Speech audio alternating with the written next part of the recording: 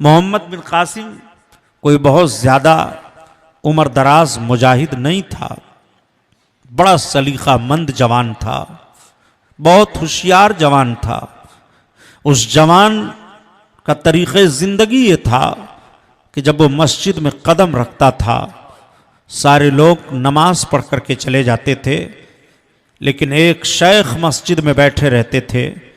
मोहम्मद बिन कासिम उस शेख के करीब जाकर के बैठ जाता, शेख का चेहरा देखता, और कुछ लोग अगर हल्का बना करके शेख के पास बैठते थे, शेख कुछ इरशाद फरमाते तो बहुत गौर से वो होने वाला जवान सुनता था। जिहाद के ताल्लुक से उसके जहन में बहुत सारी बातें थीं। वो कोई और शेख नहीं थे जिनके करीब अपने बचपन से निकल करके जवानी में कदम रखते हुए मोहम्मद बिन कासिम ने सोहबत इख्तियार की थी। तारीख बता रही है कि वह हज़रत उमर बिन अब्दुल अजीज़ थे। उमर बिन अब्दुल अजीज़ की बातों को सुन सुन करके उस जवान ने अपने अंदर अपनी जो तरबियत ले ली थी, वो उस जवान का हक था। जब आवाज़ दी गई थी इसी भारत से कि है कोई हम मुसलमानों का मददगार, है कोई हमें राजा दाहिर के मछेरों से छुड़ाने वाला, और यह आवाज़ पहुंची थी अरब दुनिया में। मोहम्मद बिन कासिम 17 साल जवान सामने आया था, उसके चचा ने उसे बुलाया था, और जब जवान ने कहा था हमें इजाज़त दी जाए, हिंद की तरफ हम अपने कदम को बढ़ाएंगे और हिंदुस्तान की तरफ हम जाना चाहते हैं। तारीख बता रही है कि मुख्तसर सा दस्ता था इस्लामी मुजाहिदों का, और जब सिंध की वादी में वो समंदर को पार करके कश्तियों के जरिया से उतरे हैं, राजा दाहिर के फौजियों से मुकाबला हुआ है। 17 दिन तक जंग होती रही, जंग का नतीजा कुछ नहीं निकला। 17वें रोज मोहम्मद बिन कासिम अपने खेमे में कुरान पाक की तिलावत कर रहा है।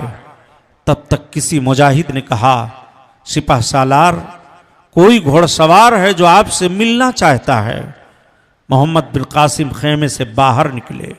घोड़सवार क्या था कि बड़ी फुर्ती के साथ जमीन पर नीचे आया और अपने चेहरे से चादर को हटाया। मोहम्मद बिन कासिम की निगाहें नीची हो गईं। कौन हो? मुसलमानों के सिपाह सालार, मैं राजा दाहिर के कनीज़ाओं में से सबसे ज़्यादा खूबसूरत कनीज़ हूँ। मैं सिर्फ इसलिए भेजी गई हूँ कि मुसलमानों का सिपाह सालार 17 साल का नौजवान है। मैंने ये तय कर लिया है कि अगर उस जवान की तलवार म्यान में चली जाए, उसके चरणों में मैं अपनी ज़िंदगी गुजार दूंगी। तो उस मुजाहिद ने फिजा में अपनी तलवार को लहराते हुए दिखाते हुए कहा था कि अगर इस तरह का कत्ल जायज़ होता तो अभी तेरी गर्दन काट दी जाती। तू अपने हुस्न के जरिया से, अपने फरेब के जरिया से एक मोमिन के कदम में लग़ज़िश डालना चाहती है।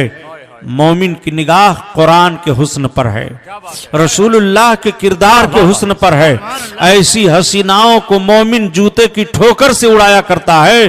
और जुमला दिया था मोहम्मद बिन कासिम ने कि मेरी कौम के बहादुरों सुनो, आज फतह कामरानी तुम्हारे कदम का बोसा लेगी। तारीख बता रही है कि सारे लोग दिन भर जंग करते रहे, और जंग करने के बाद जब वो शाम को अपने अपने खेमे में आए, जंग बंदी का ऐलान हो गया। आज की तरह से जंग का माहौल नहीं था, बम मार दिया जाए, यहां से वहां हमला किया जाए, हवाई जहाज से हमला किया जाए, बल्कि आमने सामने की जंग होती थी। आमने सामने ताकत का जौहर लोग दिखाया करते थे, फौजें आमने सामने हुआ करती थी। मोहम्मद बिन कासिम ने रात भर तमाम फौजियों को इजाजत दे दी कि आराम कर लें। रात के सन्नाटे में अपने खेमे से जवान निकला कि देखूं मेरी कौम के बहादुर कर क्या रहे हैं। एक फौजी के खेमे का पर्दा हटाया तो देखा कि वो कुरान की तिलावत कर रहा है। दूसरे का पर्दा हटाया तो देखा कि वो तलवार सैकल कर रहा है। तीसरे का पर्दा हटाया तो देखा कि वो नमाज पढ़ रहा है। मोहम्मद बिन कासिम को गैरत आई। 17 साल का जवान वापस हो गया, वुजू किया, कुरान सामने रख करके रात भर कुरान की तिलावत करता रहा। सवेरे सवेरे जब फौजी मुअज्जिन ने अजान दी और नमाज के लिए मुजाहिदों की सफ़ें दुरुस्त हुई तो मोहम्मद बिन कासिम ने नियत बांधने से पहले पहले कहा था, मेरी कौम के बहादुरों, आज मैं तुम्हें फतह कामरानी की बशारत दे रहा हूं। तो एक नौजवान ने सवाल किया था, सिपह सालार, अभी तो हम मैदान जंग में नहीं उतरे हैं, अभी तो हमारी तलवारें नहीं चली हैं, अभी तो हमने अपनी ताकत व कुव्वत का जौहर नहीं दिखाया है, अभी तो हम खाको खून में तड़पे नहीं हैं। मैदान में उतरने से पहले पहले फौज को कामयाबी की बशारत दे देना यह कैसे है? तो मोहम्मद बिन कासिम ने कहा, मेरी कौम के नौजवानों, मैं तुम्हें जुमले दे रहा हूं। जिस कौम के मुजाहिद रात के अय्याश होते हैं और दिन के सयाह होते हैं, वो सफ़े हस्ती से मिटा दी जाती है। और जिस कौम के नौजवान रात के इबादत गुजार होते हैं और दिन के मुजाहिद होते हैं, मैदान में उतरने से पहले पहले कामयाब कर दी जाती है। मैं तुम्हें ज़हन दे रहा हूं कि अली की जुल्फ़िकार ले, उमर का इख्तिदार ले, हसन का एतबार ले, हुसैन का शिआर ले, वक़ार ले, करार ले, मुजाहिदी कतार ले, मिसाल शानदार ले, कदीम यादगार ले। अभी तू नौजवान है, अभी तू नौजवान है। और मोहम्मदी पयाम ले, हरीमे काबा थाम ले, फजीलतें तमाम ले, सलाम ले, कलाम ले, दिलावरी का जाम ले, बहादुरी से काम ले, कज़ा का हाथ थाम ले। अभी तू नौजवान है, अभी तू नौजवान है। नारे तकबीर, नारे रिसालत, उलमाए अहले सुन्नत, जश्न रसूल अकरम, सुभान अल्लाह। एक दौर हमारा ऐसा गुजरा है, ये पहला दौर था मुजाहिदीन इस्लाम का, और जब इन्होंने अपने किरदार और अमल से हिंदुस्तान की तारीख पर अपना माहौल कायम किया था, तो 3 महीने के अंदर अंदर 1 लाख गैर मुस्लिमों ने मोहम्मद बिन कासिम की फौज में भर्ती लिया था। और मोहम्मद बिन कासिम जब यहाँ से जाने लगे थे तो उन लोगों ने कहा था, हमें इजाज़त दे दो, हम तुम्हारी मूर्ति बना करके पूजा कर लें। जब हम आ पाए तो हम ये समझते थे कि अब हमारे घर सलामत नहीं रहेंगे, हमारी खेतियां सलामत नहीं रहेंगी, हम तुमको देव समझ रहे थे। लेकिन आपने अपनी जिंदगी का वो किरदार पेश किया कि शेर और बकरी एक घाट पानी पीने लगे, हमारे घर के दरवाजे रात रात भर खुले रहने लगे, इज्जत व आबरू की हिफाजत हो गई। तुम इंसान नहीं, तुम हमारे ख्याल व फिक्र में बहुत बड़े महान हो, बहुत बड़े देवता हो। ये उन लोगों ने अपनी मोहब्बत का इजहार किया था। मैं आपसे पूछना चाहता हूं, वो कौन सा किरदार था, वो कौन सा जोश व जज्बा था, वो कौन सा माहौल था कि हमने पहले ही दौर में हिंदुस्तान की सरजमीन पर अपनी छाप छोड़ दी थी। एक दूसरा दौर हमारा और आया, जिस दौर को दौर गजनवी कहा जाता है, हजरत महमूद गजनवी का दौर। हजरत महमूद गजनवी पर सबसे बड़ा इल्जाम लगाया जाता है कि वो हिंदू कुश थे, गैर मुस्लिमों को मारते थे और सोमनाथ के किला को लूट करके खजाना जमा कर लिया था। लेकिन उन्हें तारीख का झरोखा झांक करके देखना चाहिए और तारीख के वर्क को गायब नहीं करना चाहिए कि जिस सोमनाथ के ताल्लुक से तुम कहते हो कि महमूद ने लूटा था, उसी सोमनाथ की सरजमीन पर, उसी सोमनाथ के किला के अंदर 388 कन्याओं की इज्जत रोज लूटी जाती थी। उन्होंने आवाज दी थी, चीख पुकार मचा दिया था, ए आसमानों जमीन के पैदा करने वाले, क्या कोई ऐसा नहीं है तेरे बंदों में जो हमारी आबरू की हिफाजत करे, जो हमें इस तारीकी से निकाले, हमारी इज्जत के खिलवाड़ करने वालों को सजा दे, कैफरे किरदार तक पहुंचाए। उनकी आहें पहुंच गई थी और उनकी पुकार सुन ली गई थी। महमूद गजनवी ने सोमनाथ के किला पर हमला किया, मगर तरीका जरा देखो महमूद गजनवी का।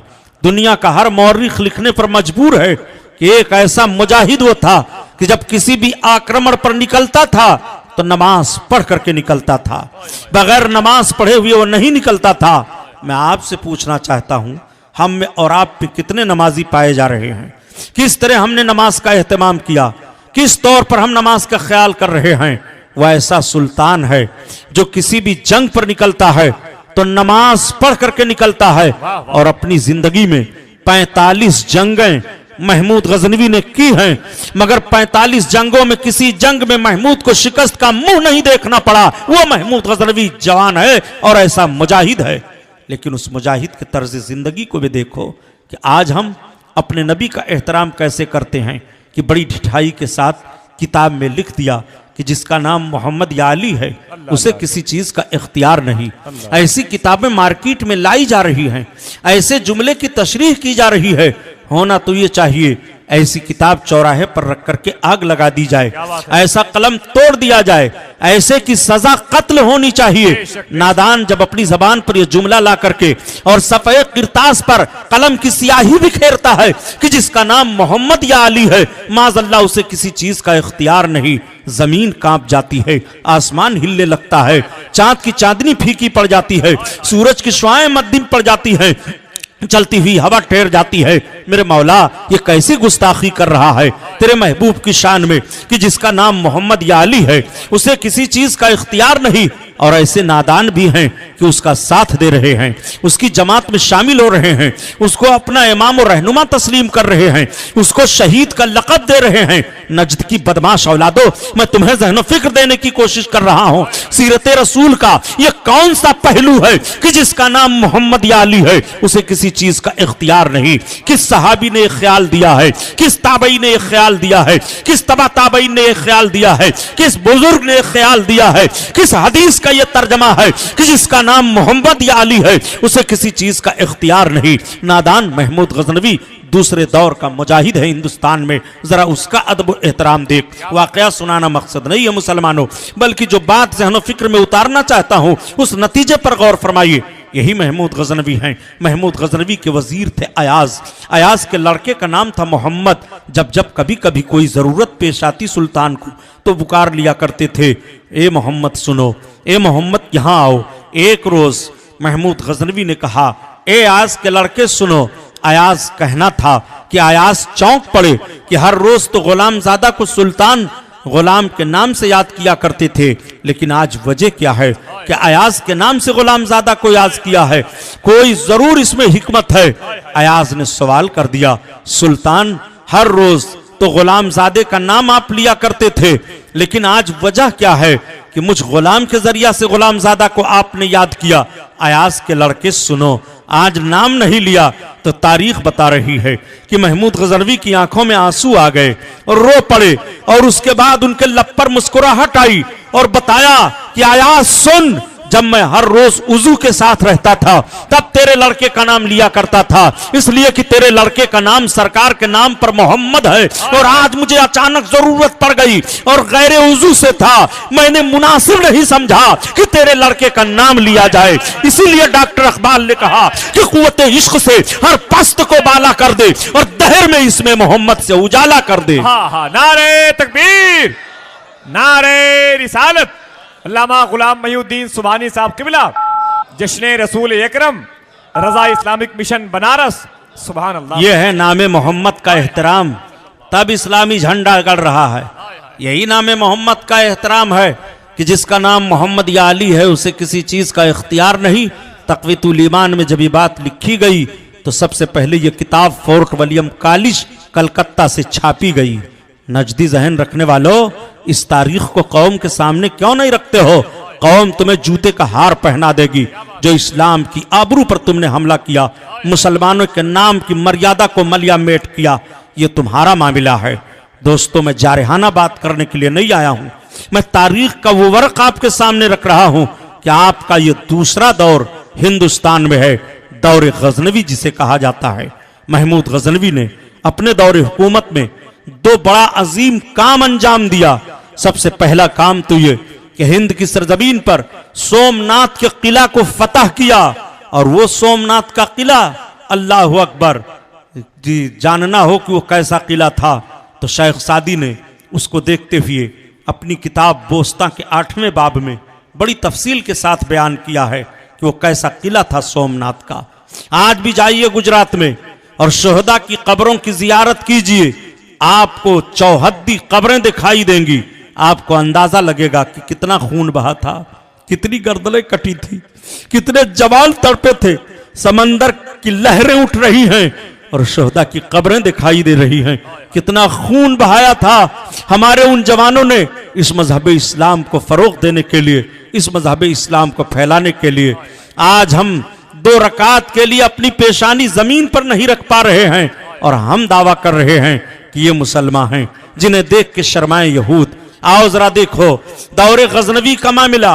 हजरत महमूद गजनवी का अजीम शान कारनामा है कि सोमनाथ के किला को फतह किया, और जब किला के अंदर से उस बुत को निकाला गया जिस बुत के मुंह से आवाज आया करती थी जब कोई फरियादी कुछ फरियाद करता था, आपने इजाजत दे दी इस बुत को तोड़ दिया जाए। पुजारी हाथ जोड़कर खड़े हो गए कि सुल्तान इसको न तोड़ा जाए, हम खजाने का वो पता आपको बताए दे रहे हैं कि जितने खजाने की जरूरत हो आप ले लेंगे, मगर इसे न तोड़ा जाए। हजरत महमूद गजनवी को कुछ राय देने वाले ऐसे लोग थे कि सुल्तान किला तो फतह हो गया, कोई जरूरी नहीं है कि इस बुत को तोड़ दिया जाए। सुल्तान की राय में तजल्जुल आने वाला था कि सुल्तान के जहन ने फैसला किया, पहले मैं अपने भांजे मसूद से पूछ लूं। सैयद सालार मसूद गाजी को बुलाया गया और पूछा गया तो आपने कहा मामू जान इख्तियार आपको है, बुत के तोड़ने की इजाजत आप दें या ना दें, लेकिन आपकी तारीख लिखी जाएगी और आने वाली नस्लें तारीख पढ़ेंगी। अगर आने वाले वक्त में आप महमूद बुत शिकन कहलाना चाहते हैं तो आप बुत को तोड़वा दीजिए, और महमूद बुत फरोश कहलवाना चाहते हैं तो आप बुत को छोड़ दीजिए। इतना जुमला सुनना था कि महमूद ने अपनी हाथ में तलवार लेकर के उस बुत की गर्दन पर मार दिया और उसका 3 हिस्सा किया। कहा मुझे महमूद बुत शिकन बनना मंजूर है, महमूद बुत फरोश बनना मंजूर नहीं है। महमूद बुत शिकन आज पूरी दुनिया कह रही है। उन्होंने 3 हिस्सा किया। एक हिस्सा कहा हरम पहुंचा दिया जाए और शाहराह पर लगा दिया जाए, लोग देखें कि एक मोमिन ने हिंदुस्तान के बुतखाने पर हमला करके वहां के सबसे बड़े बुत को तोड़ दिया, और एक मसूद गाजी के जिम्मा कर दिया जाए और एक को चौराहे पर दफन कर दिया जाए। मुसलमान अपना कदम रख रख करके उसके ऊपर से चलें। महमूद गजनवी का ये कारनामा देखने के बाद कुछ लोगों ने तय कर लिया कि हम जरूर महमूद गजनवी से बदला लेंगे। तारीख महमूद गजनवी की छुपाई जा रही है मुसलमानों, और ये कहा जा रहा है कि हिंदुस्तान का लुटेरा था, हिंदुस्तान की आबरू को मलियामेट करने वाला था, हिंदुस्तान की आबरू को जिंदा किया है। आज जब कुछ लोग कह दिया करते हैं अब वो दौर चला गया कि मोहम्मद बिन कासिम तुम में से कोई बन सके, महमूद गजनवी बन सके, तो हम भी जुमला दोहराना जानते हैं। अब वो दौर चला गया कि तुम में से कोई राजा दाहिर बन सके, तुम में से कोई पृथ्वी राजा बन सके। अब वो भी दौर चला गया। अगर मोहम्मद बिन कासिम का दौर नहीं है तो पृथ्वी राजा का भी दौर नहीं है, राजा दाहिर का भी दौर नहीं है। दौर दौर की बात हुआ करती है। मुसलमानों जरा गौर करो, यही हजरत महमूद गजनवी हैं। महमूद गजनवी ने जब मथुरा तक हमला किया था, मथुरा की सरजमीन पर नाकाबंदी कर दी गई थी, किला का मुहासरा कर दिया गया था, किला फतह नहीं हो रहा है, शहर में फौज दाखिल नहीं हो पा रही है। चंद सिपाहियों को लेकर के यही महमूद गजनवी किला के पीछे जो दरिया बह रहा था उस नदी के किनारे गए। नदी के किनारे पहुंचना था कि तब तक एक आवाज आती है, बचाओ बचाओ बचाओ। महमूद गजनवी और आपके 2-4 साथी जो थे सब दौड़ करके जब नदी के दरार पर खड़े हुए तो देखते क्या हैं कि चंद औरतें दरिया के किनारे चीख रही हैं और एक औरत को मगरमच्छ दरिया में खींच करके लेकर भागा जा रहा है। महमूद गजनवी ने अपनी तलवार ली और दरिया में छलांग लगा दिया, मगरमच्छ को मारा, उस डूबती हुई चीखती हुई औरत को बाहर निकाल करके कर दिया। औरतें देख रही हैं, तुम कौन हो, कहां से आ गए हो, कैसे इंसान हो, हमारी जिंदगी तुमने बचाई है। एक सिपाही ने पूछ लिया कि तुम कौन हो। कहा जिसको मगरमच्छ पकड़ कर ले जा रहा था ये मलका है, ये राजा की रानी है, हम सब महल में रहने वाली उसकी कनीजाएं हैं। ये दरिया के किनारे आई थी, हम दरिया में स्नान करना चाहती थी कि तब तक अचानक मगरमच्छ ने इसके पांव को पकड़ लिया, घसीट करके ले जा रहा था। हम चीख पड़ी, मदद के लिए आप आ गए। इतना सुनना था, किसी सिपाही ने कह दिया तुम्हें खबर नहीं है जो इस्लामी फौज ठहरी हुई है उस फौज के सिपह सालार महमूद गजनवी यही हैं। तब तक रानी ने बढ़ करके पांव को छूना चाहा, महमूद गजनवी ने खींच लिया, खबरदार, हम जिस मजहब के मानने वाले हैं हमारे मजहब में कोई पराई औरत किसी के पांव को नहीं छू सकती है, तुम्हें किला तक बाहिफाजत पहुंचा दिया जाए। उन्हीं औरतों ने पता बताया था कि किला के इस समत से फौज अपनी दाखिल करो, लेकिन शर्त है कि जब किला फतह हो जाए तो अमनो अमान का परवाना हमें दे दिया जाए। मैं आपसे पूछना चाहता हूं, जब किला फतह हुआ था तो अमन अमान का परवाना उनको दिया गया था, ये तारीख क्यों छुपाई जा रही है? ये मामला क्यों राज में रखा जा रहा है? और मुसलमानों, दूर जाने की जरूरत नहीं है, इसी हिंदुस्तान का जायजा लेते चलिए। ये दूसरा दौर हमारा है, जब हम अपने दौर में इस दौर के कारनामे अंजाम देते हैं। यही महमूद गजनवी हैं। महमूद गजनवी ने एक काम और बहुत अजीम शान अंजाम दिया। आज जब कहा जाता है वहाबियों से दूर रहो, देवबंदियों से दूर रहो, तो ये कहा जाता है कि जनाब सबसे मिलजुल करके रहने का मौका है। मैं आपसे पूछना चाहता हूं, जरा महमूद गजनवी का दौर देख लो। सबसे ज्यादा अहम मजहबी कारनामा जो अंजाम दिया महमूद गजनवी ने, तारीख में तो फिरका पाया जाता है, किताबों के औराक पर तो उस फिरके का नाम पाया जाता है, मगर पूरी दुनिया में करामती फिरका नहीं पाया जाता है। महमूद गजनवी ने करामती फिरका को खत्म किया था और यह तय कर लिया था कि हिंद नहीं बल्कि पूरी दुनिया में एक फर्द को महमूद करामती फिरके का नहीं रहने देगा, और महमूद ने इसको निभाया था। हर करामती फिरके का कत्ले आम किया गया था। वो करामती फिरका जो शियों की एक शाख है, वो करामती फिरका जिसने बहुत बड़ी गुस्ताखी की थी, माज़अल्लाह, और ताहिर बहरैनी जो उस फिरके का बानी था, उसने हजर अवसद को उखाड़ लिया था।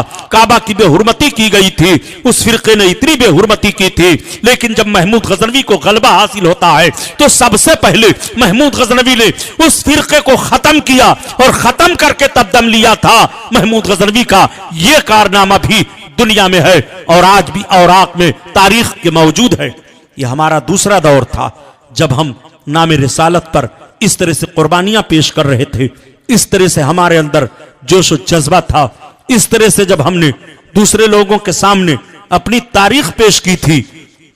और आओ देखो, एक तीसरा दौर हमारा गुजरता है जिसको दौर गौरी कहा जाता है, शहाबुद्दीन गौरी का दौर। ये तो वो सुल्तान है जिस सुल्तान ने हिंदुस्तान की सरजमीन पर लोगों के छक्के छोड़ा दिए थे। अच्छा, एक बात और बताता चलूं प्यारे, जितने सलातीन इस्लामिया आए हिंदुस्तान में, कोई वहाबी नहीं था, ना कोई गैर मुकल्लिद था, किसी न किसी इमाम का हर कोई मुकल्लिद है। महमूद गजनवी इमाम आजम अबू हनीफा के मुकल्लिद हैं। इन लोगों से पूछो जो तकलीद का इनकार कर दिया करते हैं कि महमूद गजनवी को तुम मुसलमान मानते हो कि नहीं, मोमिन तस्लीम करते हो कि नहीं, कि महमूद गजनवी को भी जालिम तो बिदाती कहता है। महमूद गजनवी मुकल्लिद थे हजरत इमाम आजम अबू हनीफा रहमतुल्लाह ताला अलैह के। और सुन, हजरत शहाबुद्दीन गौरी ये वो सुल्तान है जिस सुल्तान ने हिंद की सरजमीन पर जब हमला किया था, शिकस्त हो गई थी। 19 रोज शिकस्त के गुजरे थे सुल्तान को। 19 रोज के बाद सुल्तान ने देखा कि कोई बुजुर्ग हैं, वो हमारी रहनुमाई कर रहे हैं और कह रहे हैं कि शहाबुद्दीन पृथ्वी राजा को पकड़, पृथ्वी राजा को पकड़, पृथ्वी राजा को हमने तेरे कब्जा में दे दिया। सुल्तान बेदार हो गया। बेदार होने के बाद अपनी फौज को तैयारी का हुक्म दे दिया। फौज के जवानों ने कहा, सुल्तान अभी 19 दिन का अरसा कुल गुजरा है, हमारा पसीना भी खुश्क नहीं हुआ है, हमारे मैले कपड़े भी अभी नहीं धुले गए हैं। लेकिन सुल्तान ने किसी को बताया नहीं, कहा फौज तैयार हो जाए। फौज जब तैयार हुई और हिंदुस्तान की तरफ फिर रुख किया तो नौजवान ताज्जुब कर रहे थे, लेकिन कोई ऐसी ताकत है जो शहाबुद्दीन गौरी के फौजियों को खींचे लिए चली आ रही है। और जब तरावड़ी के मैदान में, जिसको जंगे तराइन कहा जाता है, एक जबरदस्त जंग हुई थी प्यारे, उस जंग का नाम जरा आप देखें और उस जंग में बहादुरों का काम आप देखें। जब हम तारीख का मुताला करते हैं तो हमें पता ये चलता है कि शहाबुद्दीन गौरी के फौजियों में कैसे कैसे आबिद और जाहिद जवान थे, कैसे कैसे इबादत गुजार जवान थे। शहाबुद्दीन गौरी का एक फौजी था, उस फौजी का नाम हम्माद था।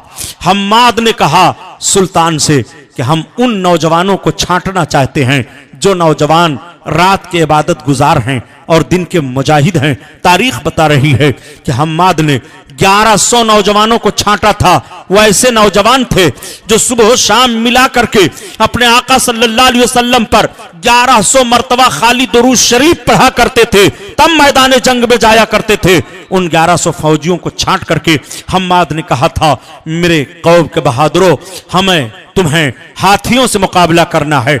जब राजा पथौरा ने हाथियों को मुकाबले के लिए भेजा था तो इन्हीं जवानों ने आगे बढ़ करके हाथियों का मुकाबला किया था। इन 1100 जवानों ने 3000 हाथियों का मुकाबला करके और हाथियों को तितर बितर कर दिया था। जब फौजी हाथी भागे थे, उन हाथियों के भागदड़ में न जाने कितने लोग चकनाचूर हो गए थे, न जाने कितनों की मौत हो गई थी और पीछे से इस्लामी मुजाहिदों ने हमला करके जंग को जीत लिया था। मैं आपसे पूछना चाहता हूं, जब हमारे अंदर ये इबादत और रियाजत का जोश जज्बा था और इस तरह से हम फिक्र लेकर के आगे बढ़ रहे थे कि हमें इस्लाम का कुछ काम करना है, हमें इस्लाम के ताल्लुक से कुछ आगे बढ़ना है। आज हमने मकान के ताल्लुक से तो सोचा है, अपनी जिंदगी के ताल्लुक से तो सोचा है, मुल्क के ताल्लुक से तो हमने सोचा है, टोले मोहल्ले के ताल्लुक से तो हमने सोचा है। हमने इस्लाम के ताल्लुक से कितना सोचा, हमने मजहब के ताल्लुक से कितना सोचा, हमने दीन और ईमान की हिफाजत के ताल्लुक से कितना सोचा। जब हमारे जवान दीन और इस्लाम के ताल्लुक से सोच रहे थे और आगे बढ़ रहे थे तो दुनिया उनके कदम का बोसा ले रही थी। तब आवाज आ रही थी कि सूरत में नसारा तो तमद्दुन में हुनूद, और ये मुसलमान है जिन्हें देख के शर्माए यहूद। आओ जरा देखो, हमारा ये तीसरा दौर चल रहा है। तीसरे दौर में मोहम्मद बिन कासिम ने ऐसी मजबूत हुकूमत कायम की थी कि 800 बरस तक हमारी हुकूमत कायम रही। मोहम्मद बिन कासिम से लेकर के बहादुर शाह जफर तक करीब हमने 1100 बरस तक इसी मुल्क पर हुकूमत की है। जब लोग कह दिया करते हैं कि मजहब इस्लाम तलवार के जोर से फैला है, मैं कहता हूं जरा जुमला बदल दो, तारीख का जनाजा ना निकालो। मजहब इस्लाम तलवार के जोर से नहीं फैला है। अगर मजहब इस्लाम तलवार के जोर से फैला होता तो तुम्हें भारत में सुरमा बनाने के लिए ना छोड़ा जाता। मजहब इस्लाम तलवार से नहीं फैला है, रसूलुल्लाह के किरदार से फैला है। टूटे हुए दिलों को जोड़ता है तब फैला है। मक्खी मच्छर कंकर पत्थर हाथी घोड़े बंदर सांप गोंजर से हटा करके एक माबूद हकीकी की बारगाह में तुम्हें झुकाता है, तब मजहब इस्लाम फैला है। इस्लाम की फितरत में कुदरत ने लचक दी है, ये इतना ही भरेगा जितना इसे दबाओगे। हम जब अपने तीसरे दौर का जायजा लेते हैं तो हमारा तीसरा दौर कितना खूबसूरत दौर दिखाई दे रहा है, कितना बेहतरीन दौर दिखाई दे रहा है। हमने अपने तीसरे दौर में लोगों के छक्के छुड़ा दिए थे। ये हमारा तीसरा ही दौर ऐसा चल रहा है जिस दौर में हुजूर सरकार ताए रसूल ख्वाजे खाजगा सुल्तानुल हिंद ख्वाजा मोइनुद्दीन चिश्ती अजमेरी की रूहानी ताकत काम करती चली जा रही है। जिस अजीम जात ने करीब 1 करोड़ लोगों को कलमा पढ़ा करके मजहब इस्लाम में दाखिल फरमाया था। एक तरफ हमारी ताकत थी और दूसरी तरफ हमारा रूहानी पेशवा भी था। हमारा तीसरा दौर कितना खूबसूरत दौर गुजरता चला जा रहा है हिंदुस्तान में, और इस्लाम फैलता चला जा रहा है, इस्लाम का फरोग होता चला जा रहा है। हम बड़े खूबसूरत अंदाज थे, तीसरे दौर में थे। पहले दौर में आए तो हम कुछ कम थे, दूसरे दौर में हमारी ताकत अजीमुशान हो गई, तीसरे दौर में हमें गलबा हासिल हो जाता है। और इसी हिंदुस्तान में जब हमारा चौथा दौर आता है जिसको मुगल पीरियड का दौर कहा जाता है, इस दरमियान में बहुत सारी छोटी छोटी रियासतें भी कायम हुई, बहुत छोटे छोटे सलातीन भी सामने आए हैं।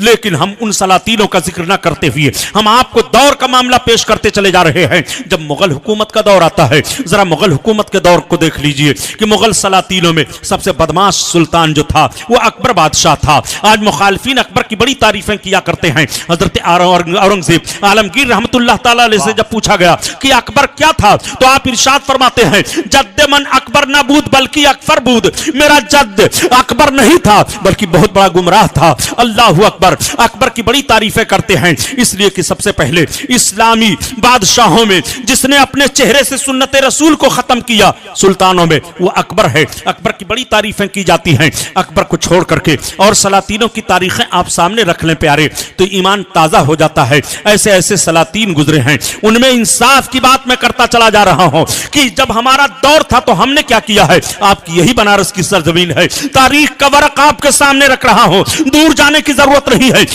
बनारस के मुसलमानों गालिबन आपको तारीख याद होगी, यही दौरे आलमगीरी है। दौरे आलमगीरी में ऐसा माहौल बरपा था कि अदालतों में काजी मुतय्यल थे, शरई हुकूमत का मामला था, हर तरफ इनसे इस्लामी इंसाफ और इस्लामी कानून का निफाज था। दौरे आलमगीरी ही तो एक ऐसा दौर है कि उस दौर में एक फतवे की किताब तरतीब दी गई जिसे फतावा आलमगीरी कहा जाता है।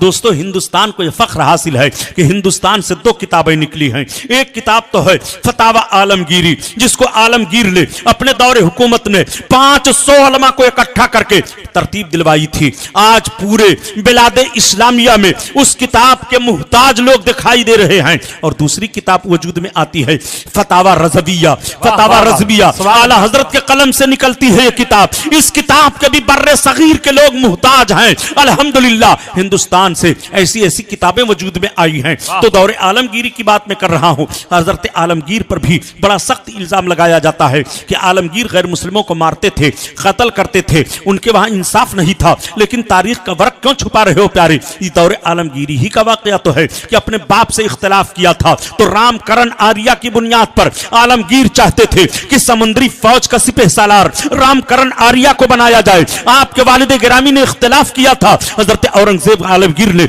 अपने बाप की इस बात को इनकार कर दिया था मानने से। ये तारीख क्यों छुपा रहे हो? आपने फरमाया था अब्बा हुजूर सलाहियत इसके अंदर मौजूद है, इसलिए सलाहियत की बुनियाद पर फौज की क़यादत इसको दी जाए। इल्जाम लगाया जाता है कि आलमगीर गैर मुस्लिमों को मारा करते थे। गैर मुस्लिमों को आलमगीर मारते नहीं थे। आलमगीर ने हिंदुस्तान में इंसाफ का चिराग जलाया था, इंसाफ की रोशनी फैलाई थी, इंसाफ का माहौल कायम किया था। यह दौरे आलमगीरी का मामला है कि जब दिल्ली के लाल किला में अपने सर पर ताज शाही रख करके उस तख्त पर बैठने लगे तो आपने ऐलान कर दिया था कि हाथी की मूर्तियां तख्त शाही पर बैठने से पहले पहले आलमगीर के किला के दरवाजे से तोड़ दी जाएं, गैर महरम लड़कियां किला के अंदर से निकाल दी जाएं, शराब बंद कर दी जाए, गांजे और भांग की खेतियां रोक दी जाएं, रंडियों को हुक्म दिया गया था कि शादी कर ले या तो हमारे मुल्क को छोड़ दे। यह सबसे पहला कानून नाफिज कर दिया गया था। दौरे आलमगीरी का इंसाफ भी तो जरा मुलाहजा करते चलिए। यही आलमगीर रहमतुल्लाह ताला अलैह हैं। जब आपकी हुकूमत का शोहरा हुआ और करीब 50 बरस क्या आपने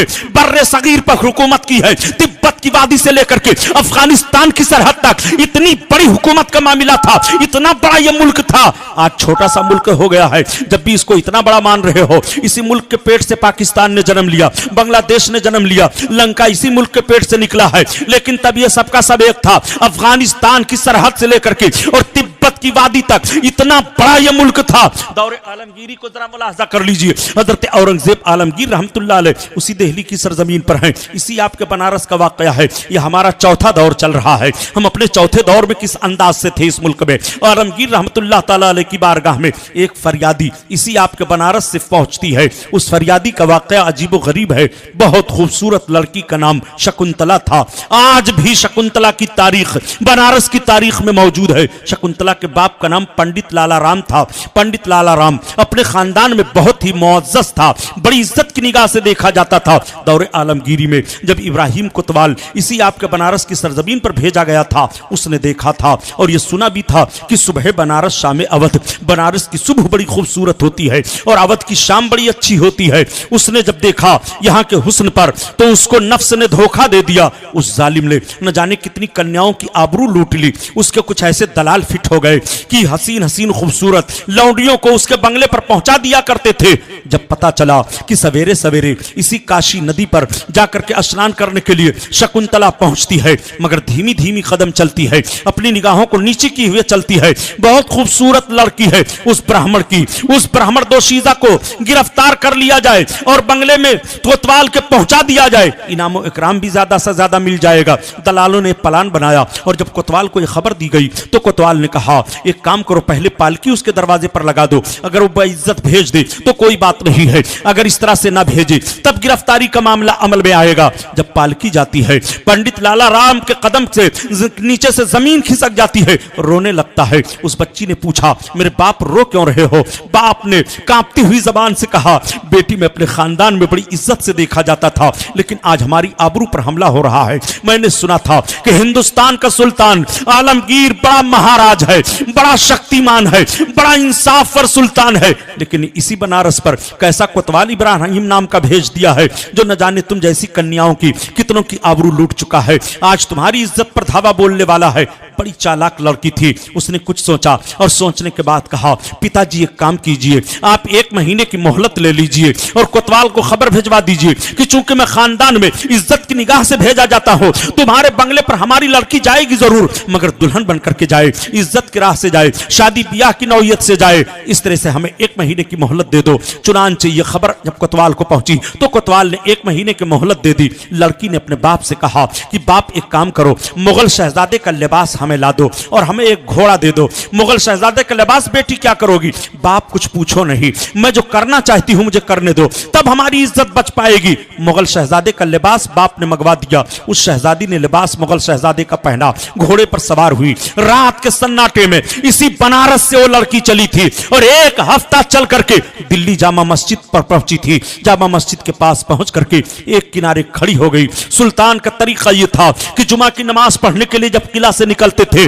तो नक्कारा बज जाता था कि शहंशाह हिंद नमाज अदा करने के लिए आ रहे हैं। भिखारियों की लाइन लग जाती थी, मजलूमों की लाइन लग जाती थी, फरियादों की लाइन लग जाती थी। सुल्तान की यह आदत थी कि नमाज पढ़ करके जब निकलते थे तो भिखारियों और मजलूमों की फरियादों को सुनते हुए जाते थे और सबको देखते हुए जाते थे। किसी का इंसाफ वहीं कर देते थे, किसी को दीवाने आम में बुलाया जाता था, किसी का इंसाफ देखभाल करके किया जाता था। इस तरह से सुल्तान ने हफ्ते में जुमा का दिन बाद नमाज जुमा मुतय्यन कर लिया था। फरियादियों की लाइन में एक मुगल शहजादा भी मजलूम बन करके खड़ा हुआ है। सुल्तान मस्जिद में दाखिल हुए। नमाज अदा करने के बाद नक्कारा बजा कि सुल्तान अब बाहर निकल रहे हैं। आलमगीर जब बाहर निकलने लगे, फरियादियों की फरियाद को सुन रहे हैं, इंसाफ देते चले जा रहे हैं। पीछे दस्ता लगा हुआ है।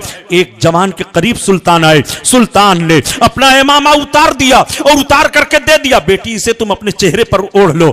अल्लाहु अकबर इतना कहना था कि अगल बगल के लोग देखने लगे कि हम तो समझ रहे थे एक मजलूम शहजादा हमारे बगल में खड़ा हुआ है, मगर सुल्तान इसको कह रहे हैं बेटी इस चादर को ओढ़ लो और ले आओ। दीवाने आम से हट करके इस बच्ची को लाया जाए। चुनांचे उस बच्ची को ले जाया गया। सुल्तान फरियादियों की फरियाद को सुनते हुए जब दीवाने आम से हट करके हरम में गए और जाकर के बैठते हैं, उस बच्ची को सामने बुलाया। बच्ची की आंखों से आंसू गिर रहे हैं। सुल्तान ने कहा बेटी अपने आंसू को पोंछ लो, बताओ तुम्हारे ऊपर मुसीबत कैसे आई है, तुमने ये भेष कैसे बदल लिया है। उसने लरसती हुई जबान में कहा महाराज मैं आबरू की भीख मांगने के लिए आई हूं। सुल्तान ने कहा बेटी जुमला बदल दो, आबरू की भीख नहीं मांगी जाती है, आबरू की हिफाजत की जाती है। बेटी तुम्हारे ऊपर मुसीबत कैसे आई है? तो उसने रो रो करके पूरी दास्तान को बयान कर दिया कि आपने जो कोतवाल बनारस में भेजा है, इब्राहिम नाम करके न जाने कितनी कन्याओं की आबरू लूट लिया है और हमारी आबरू पर हमला करना चाहता है। 1 महीना की मोहलत लेकर के मेरे बाप ने मुझे आपकी खिदमत में भेजा है। ए महाराजा मेरी इज्जत बचाई जाए। सुल्तान की आंखें भीग जाती हैं। सुल्तान ने कहा इस बच्ची की खिदमत की जाए और इस बच्ची को बहिफाजत कई घोड़ों के साथ इसको हिफाजत के साथ बनारस पहुंचाया जाए। चौकियों पर ताकीद कर दी गई और सुल्तान ने कहा बेटी तुम्हारी इज्जत की हिफाजत की जाएगी। तुम्हारे बाप ने वादा क्या किया है? हमारे बाप ने वादा यह किया है कि 1 महीना के बाद हमारी बेटी दुल्हन बनकर के कोतवाल के बंगले में जरूर जाएगी। बेटी तुम दुल्हन बन जाना, कोतवाल की पालकी में बैठ जाना, कोतवाल के बंगले पर जरूर जाना, तुम्हारी इज्जत की हिफाजत की जाएगी।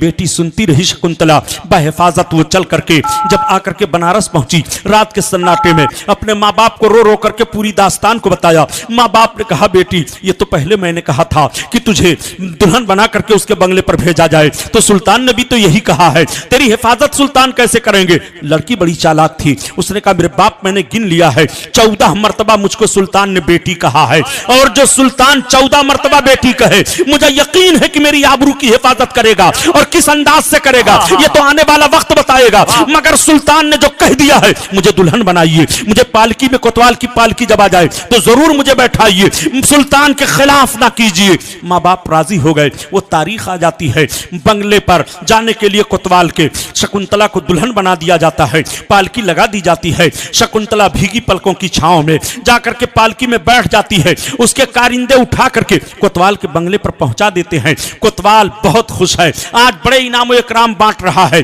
पूरे बनारस की सबसे ज्यादा खूबसूरत लड़की आज उसके बंगले पर आई हुई है। सुल्तान का इंसाफ जरा मुलाहजा करिए। तारीख का जनाजा निकालने वालों तुम्हें लम्हे फिक्रिया देता हूं कि कब तक भारत की तारीख तुम छुपाते रहोगे, कब तक भारत पर इंसाफ का जनाजा भारत का निकालते रहोगे। अगर खैरत का 40वां हिस्सा भी बतौर खैरात है तो इस तारीख को मंजर आम पर लाओ।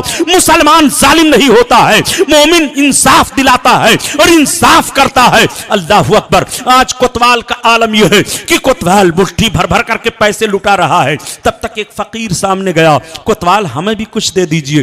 कोतवाल ने एक मुट्ठी पैसा लिया और उसके दामन में डाल दिया। फकीर ने दामन को छोड़ दिया, पैसा नीचे गिर गया। उसने डांटा, कहा पैसा नीचे तुमने गिरा दिया।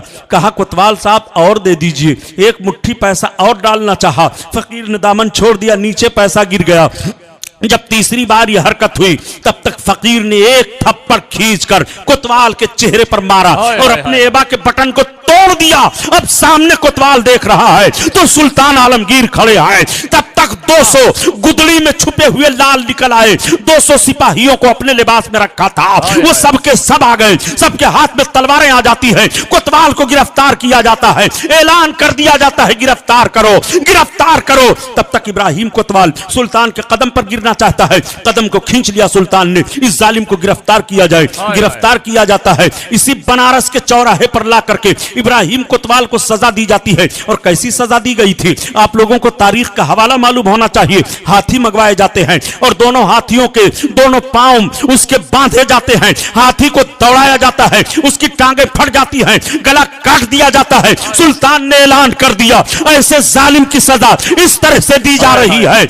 आज भी इब्राहिम कोतवाल की कब्र बनारस की सरजमीन पर पाई जा रही है। आप जाकर के देख सकते हो, यह तारीख है। औरंगजेब आलमगीर ने जो सजा दिलवाई थी, सजा दिलवाने के बाद आलमगीर शकुंतला के घर गए। इरशाद फरमाया बेटी शकुंतला पानी लाओ। वो पानी लाती है। आलमगीर ने उजू किया, उजू करने के बाद फिर कहा बेटी पानी लाओ। शकुंतला ने पानी दिया, आलमगीर ने पिया और पीने के बाद कहा बनारस वालों गवाह हो जाओ, जब से ये लड़की गई थी इज्जत के ताल्लुक से मैंने तय कर लिया था कि जब तक इसको इंसाफ नहीं दे दूंगा तब तक हलक के नीचे पानी नहीं ले जाऊंगा। आज आलमगीर पानी पी रहा है। आलमगीर के पानी पीने के बाद शकुंतला का बाप हाथ जोड़ने लगा। आलमगीर ने फरमाया हाथ मत जोड़ो, कहो कहना क्या चाहते हो। महाराज कहना यह चाहता हूं कि जिस पवित्र धरती पर आपने ईश्वर की इबादत की है उस पवित्र धरती पर हमारे पैसे से मस्जिद बनाई जाए। आलमगीर ने कहा तुम्हारी यह ख्वाहिश पूरी की जाएगी मगर जमीन तुम्हारी होगी, हुकूमत से पैसा दिया जाएगा,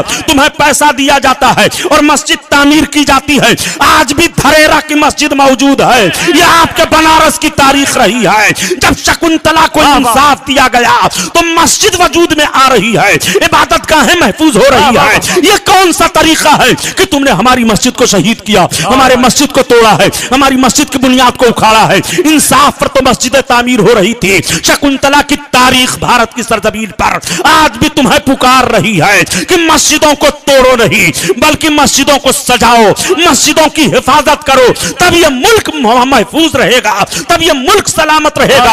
अगर मस्जिदें शहीद की जाती रही और इस तरह जुल्म होता रहा तो हिंदुस्तान कैसे सलामत रहेगा। ये इंसाफ की रोशनी में तुम खुद फैसला कर लो। ये हमारा चौथा दौर है। आलमगीर का दौर देखो। मैं मुसलमानों आपसे पूछना चाहता हूं, दौरे आलमगीरी को मुलाहजा करो। मगर आलमगीर सुन्नी मुसलमान थे, वहाबी नहीं थे। आलमगीर देवबंदी नहीं थे। आलमगीर आलमगीर इमाम आजम अबू हनीफा के मुकल्लिद थे। आलमगीर गौसे आजम को मानने वाले थे। अगर तुम्हें यकीन ना हो तो आलमगीर के हाथ में जो तलवार रहती थी, आज भी दिल्ली के मुहाफिज खाना में लाल किला में जब दाखिल हो दरवाजे से तो दाहिनी तरफ एक खूंटी पर तलवार लटक रही है। दूसरे नंबर की तलवार पर आज भी लिखा हुआ है या सैयदना शेख अब्दुल कादिर जीलानी शैअन लिल्लाह। ये सरकार गौसे आजम का नाम आज भी उस तलवार पर लिखा हुआ है। वो आलमगीर की तलवार है। किसी पर लिखा हुआ है या सैयदना हमजा अल मदद, किसी पर लिखा हुआ है या सैयदना अली उल मुर्तजा अल मदद। ये सब सारे जुमले उन तलवारों की बेटों पर लिखे हुए हैं। कहां हो शिर्क का फतवा लगाने वाले। आलमगीर को क्या कहोगे नादानो। आलमगीर मुकल्लिद हैं। औरंगजेब आलमगीर मुकल्लिद हैं। इमाम आजम अबू हनीफा के मुकल्लिद हैं। हजरत महमूद गजनवी मुकल्लिद हैं। इमाम आजम अबू हनीफा के मुकल्लिद हैं। सरकार ख्वाजा गरीब नवाज मुकल्लिद हैं। मखदूम कछौछा मुकल्लिद हैं। हजरत मखदूम इब्राहिमी मुक़ल्लिद हैं, हजरत साबिर कलियरी मुक़ल्लिद हैं, बुजुर्गाने दीन जितने हैं ये सब के सब हिंदुस्तान में तशरीफ लाए, ये सब के सब मुक़ल्लिद हैं। इसमें कोई गैर मुक़ल्लिद नहीं है, इसमें कोई वहाबी नहीं है। मैं पूछना चाहता हूं ए खुश अकीदा मुसलमानों, वो कौन सी चाशनी तुम्हें मिल जाती है कि तुम अपना अकीदा बदल देते हो, अपना मजहब बदल दिया करते हो? वो कौन सी खूबी तुम्हारे अंदर तुम उनके अंदर देख लिया करते हो जो अपने आप को वहाबियत में शुमार करने लगते हो? माज़अल्लाह रब्बिल आलमीन, हजरत औरंगजेब आलमगीर रहमतुल्लाह ताला अलैह सुन्नी है। ये हमारा चौथा दौर है। नारे तकबीर, नारे रिसालत, जश्ने रसूल अकरम, उलमाए अहले सुन्नत, मशाइख अहले सुन्नत, रजा इस्लामिक मिशन बनारस, अल्लामा गुलाम महीउद्दीन सुभानी गोंडवी, सुभान अल्लाह। जरा गौर फरमाइए, माशाअल्लाह। अच्छा तो ये बताइए, सबके सब जो आए यहाँ इस्लामी मुजाहिदीन सब सुन्नी थे, ये बदमजहब कैसे आ गए यहाँ? बदमजहब तो पहला फिरका जो यहाँ शियों का आया वो नूर जहां की बुनियाद पर। तारीख का सरसरी जायजा आपके सामने मैं पेश कर रहा हूं। नूर जहां आई तो मैके का कुत्ता भी बड़ा प्यारा होता है।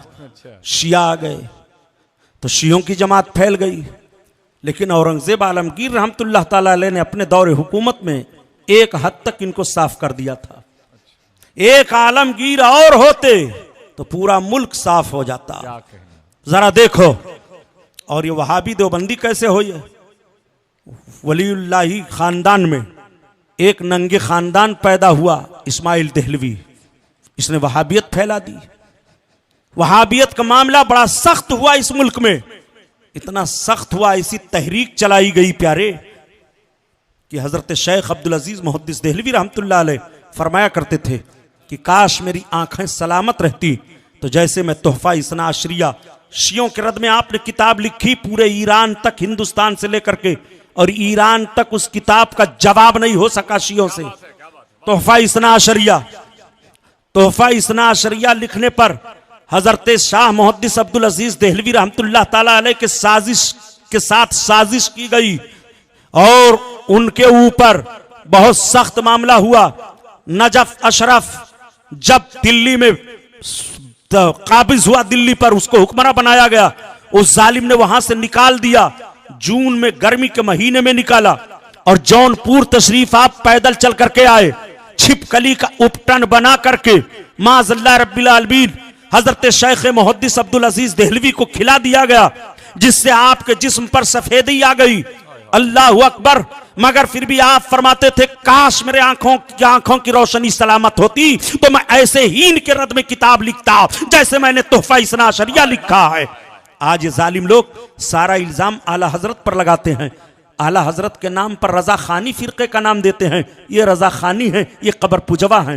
अगर तुम्हें कह दिया जाए कि तुम कब्र खौआ हो तो कैसा लगेगा? बुरा मत मानिएगा। आप जुमला नहीं सुनते हैं, आप जुमला सुन करके बस अपने ऊपर जो लोग फिट कर दें उसी को कबूल कर लेते हो। अगर इनके मुंह से निकले रजा खानी, कब्र पुजवा, तो कह दो कि तुम कब्र खौआ हो, वहाबी हो। सबूत हमसे लो।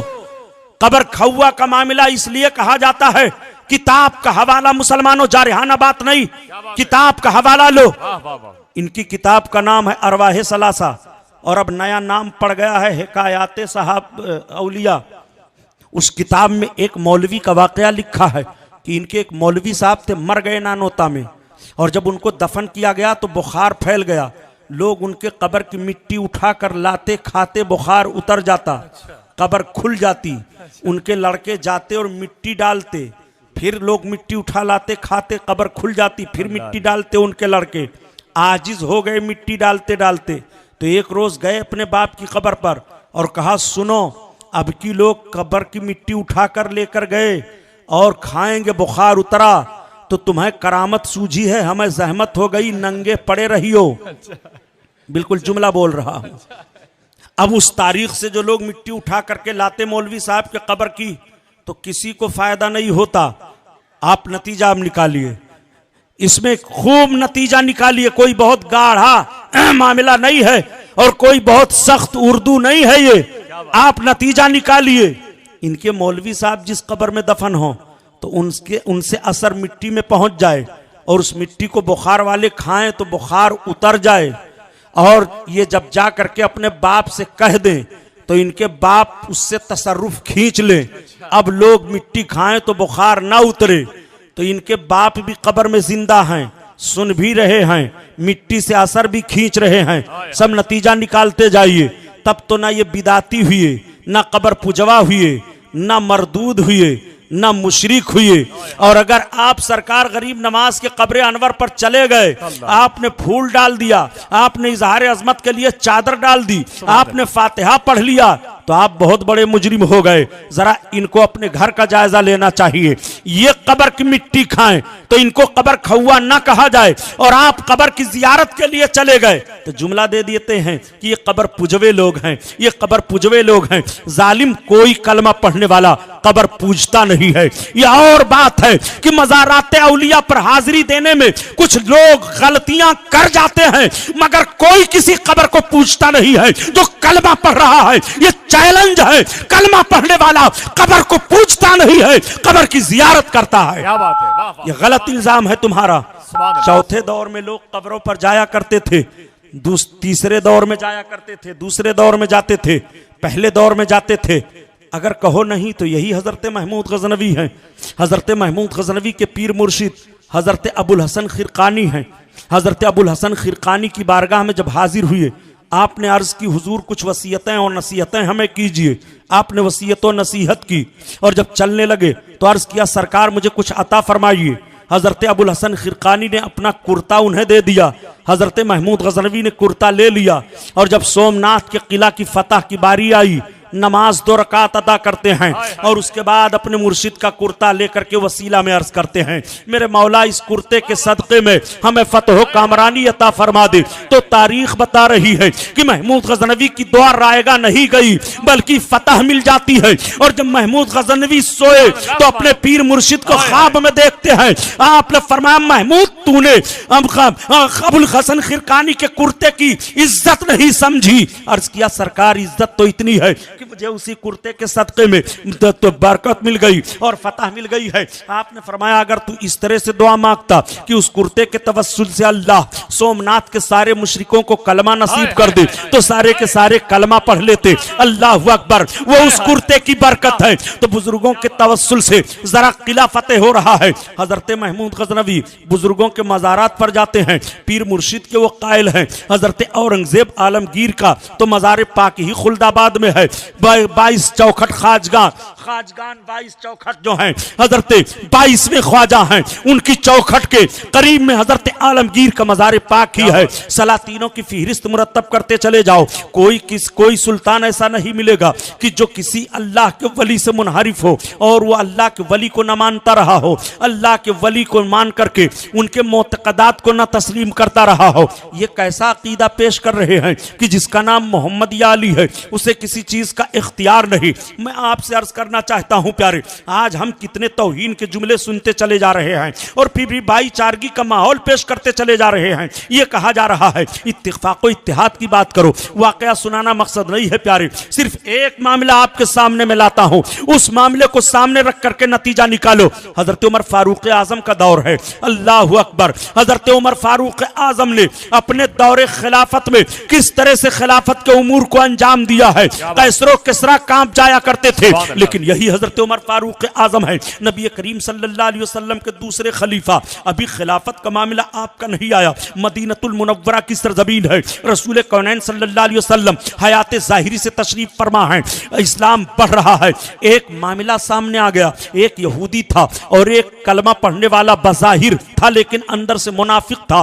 दोनों में खेत में पानी ले जाने का इख्तिलाफ हो गया, दोनों का झगड़ा होना था कि हजरत रसूल कौनैन सल्लल्लाहु अलैहि वसल्लम की बारगाह में पेश हुए। मेरे आका ने नौयत को देख करके फैसला दे दिया कि पहले पानी का हक यहूदी का है। ये जो बज़ाहिर कलमा पढ़ता था ये माना नहीं और ना मान करके ये उठ खड़ा हुआ और हजरत उमर फारूक आजम के पास आने के लिए कहा। तो यहूदी ताज्जुब करने लगा कि तुम जिस नबी का कलमा पढ़ते हो उन्होंने फैसला कर दिया है मेरे हक में और उनके फैसले को न मानते हुए जो कलमा पढ़ रहे हैं उनका उमर इब्ने खत्ताब के पास चल रहे हो। कहाँ चलो? उमर इब्ने खत्ताब के पास। हजरत उमर फारूक आजम के पास आए। वाकया सुनाना मकसद नहीं है, जो बात जहन में उतारना चाहता हूं उस नतीजे पर गौर कर लीजिए। हजरत उमर के पास आए और जब सारी नौयत को रखा तो एक जुमला यहूदी ने बोल दिया, ए रसूलुल्लाह के कलमा पढ़ने वाले, रसूलुल्लाह ने मेरे हक में फैसला दिया है, इनसे पूछ लीजिए। हजरत उमर फारूक आजम ने जैसे पूछा और उसने कहा हाँ, हजरत उमर को जलाल आया, उठ पड़े और गए अंदर, तलवार ले लिए, तलवार लेकर के बाहर निकले और बड़ी फुर्ती के साथ वो संभल नहीं सका कि आपने तलवार मार दी उसके गर्दन पर, गर्दन कट गई, लाश तड़पने लगी, यहूदी बेहोश हो गया, एक हंगामा बर्पा हो गया, इधर उधर खबर फैल गई, उमर इब्ने खत्ताब ने कत्ल कर दिया, कत्ल कर दिया, सारे लोगों ने घेर लिया। अल्लाह के रसूल सल्लल्लाहु अलैहि वसल्लम को इत्तला मिलती है कि उमर इब्ने खत्ताब ने एक मुसलमान को कत्ल कर दिया। मेरे आका इरशाद फरमाते हैं उमर मोमिन को कत्ल नहीं करेगा।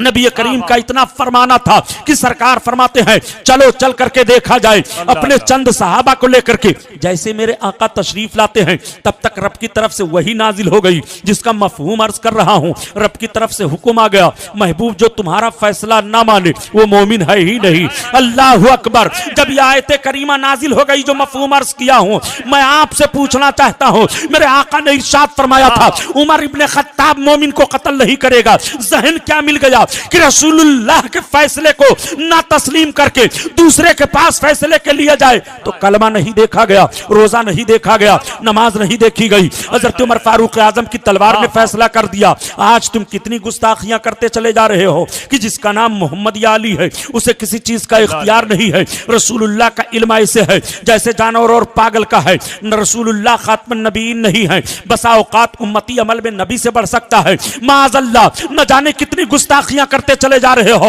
और फिर भी दावा कर रहे हो कि हम रसूलुल्लाह की उम्मत में हैं। नादान, तू अपने किरदार से, अपनी तहरीर से, अपने फिक्र नजर से फैसला कर ले कि तू किस तरह से मुतसादिम दिखाई दे रहा है सहाबा के नजरियात से। हजरत उमर फारूक आजम का वाकया ही हमारे और आपके लिए काफी है ईमान की रोशनी में समझने के लिए। और आओ देखो, यही हजरत सलाहुद्दीन अय्यूबी है। जब सलाहुद्दीन अय्यूबी ने बैतुल मुक़द्दस को फतह किया था और फतह करने के बाद आरनट को गिरफ्तार किया था तो उसने कहा था सुल्तान हमें छोड़ दो, माल गनीमत तुम्हारे लिए है, तुम्हें फिदिया दिया जा रहा है। तो सुल्तान ने ऐलान किया था कि जितने लोग फिदिया देकर के छुटकारा लेने चाहें ले सकते हैं, लेकिन इसको नहीं छोड़ा जाएगा। तो उसने कहा था ए सुल्तान आखिर मुझे क्यों नहीं छोड़ा जाएगा? तो सुल्तान अय्यूबी ने कहा सुन, जब तूने 12 हाजियों को कत्ल करवाया था और हाजियों ने पनाह मांगी थी कि हम नबी की पनाह मांग रहे हैं हमें छोड़ दो, तो तूने कहा था बुलाओ तुम अपने नबी को मदद के लिए जिसका कलमा पढ़ते हो। नादान सुन, हान तसरो आना ले मोहम्मद अलैहिस्सलातु व तस्लीम, मैं आ गया हूं मोहम्मद अलैहिस्सलाम की तरफ से बदला लेने वाला। तुझे मारा जाएगा, तेरी गर्दन काटी जाएगी। चुनांचे सलाहुद्दीन अय्यूबी के हुक्म से बैतुल मुक़द्दस के उस काबिज राजा को मारा गया, उसकी जबान काटी गई और बैतुल मुक़द्दस को फतह करने के बाद अय्यूबी ने अपनी तलवार को लहराते हुए कहा था कि गुस्ताखे नारे रसूल को जब तक इस तरह सजाएं दिलती रहेंगी और इस तरह से उनकी गर्दन जदनी होती रहेगी, जमीन पर बरकतों का नुज़ूल होता रहेगा। और जिस दिन तुमने गुस्ताखाने रसूल से मसालिहत सोच ली तुम्हारी आबरू लुट जाएगी, तुम्हारी इज्जत मलिया मेट हो जाएगी। ये हमारे बुजुर्गों ने पैगाम दिया था। इसीलिए जुमला में अर्ज करता हूं मुसलमानों, या तो हम आज रुसवा हुए हैं तौहीन रसूल सुन के या तौहीन रसूल करके। कल ना हम तौहीन रसूल सुनते थे ना तौहीन रसूल करते थे, तब मजहब इस्लाम फैलता था। वो मजहब इस्लाम जिसके ताल्लुक से रब ने इरशाद फरमाया इन्नद दीना इंदल्लाहिल इस्लाम, अल्लाह के नजदीक दीन दीन इस्लाम है। यही सच्चा दीन है, यही अच्छा दीन है, यही बेहतरीन मजहब है, यही दिलों को जोड़ने वाला है। यही कंकर पत्थर मक्खी मच्छर हाथी घोड़े बंदर से हटा करके हमें और आपको एक माबूद हकीकी की बारगाह में झुकाने वाला है। जब तक मजहब इस्लाम के फरोग के लिए सोचते रहोगे तरक्की पजीर रहोगे, और जहां सिर्फ अपने आप को सोचा और मजहब को अलग कर दिया तुम्हारी दास्तां तक भी ना होगी दास्तानों में। इसलिए ए मुसलमानों, एक बनो, नेक बनो, वफादार रसूल बन करके जियो और वफादार रसूल बन करके दुनिया से जाओ। रजा इस्लामिक मिशन का यही पैगाम है और यही इस तकरीर और इस इजलास का अल्हम्दुलिल्लाह फैजान है। बड़ी सच्ची तर्जमानी की गई कि प्यारे रसूल को पुकार, सुभान अल्लाह, प्यारे नबी का नाम ले, सुभान अल्लाह, सुभान अल्लाह। प्यारे रसूल को पुकार, प्यारे नबी का नाम ले, और दामन मुस्तफा में आ पाए रसूल थाम ले, पाए रसूल थाम ले। रजा इस्लामिक मिशन जिंदाबाद, पाइंदाबाद, वमा अलैना इल्लल बलाग। अस्सलामु अलैकुम। सामईन हजरात, अभी अभी ये जो नातिया कलाम आप समाअत कर रहे थे, ये तौहीद नेटवर्क की जानिब से सुनाया जा रहा था।